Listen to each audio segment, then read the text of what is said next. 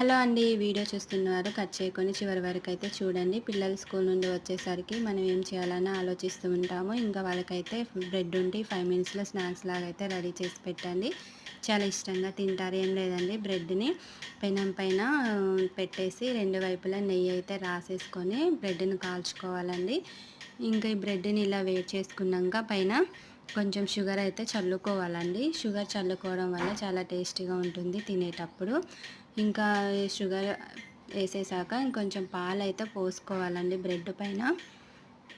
Bread కాల్చినప్పుడు కొంచెం గట్టిగా అవుతుంది కాబట్టి పాలు పోసుకోవడం వల్ల చాలా మెత్తగా హల్వా తిన్నట్టే ఉంటుందండి. ఇంకా 2 వైపులా ఇలా పాలైతే పోసుకొని ఇంకా మళ్ళీ కొంచెం షుగర్ అయితే చల్లుకోవాలండి. ఇంకా తినేటప్పుడు చాలా టేస్టీగా ఉంటుంది. పిల్లలైతే అస్సలు వదిలిపెట్టరు. ఇంకా చూడండి, ఇంకా బ్రెడ్ అయితే కాల్చాను. ఇంకా చూడండి ఎంత మెత్తగా ఉందో హల్వా లాగా.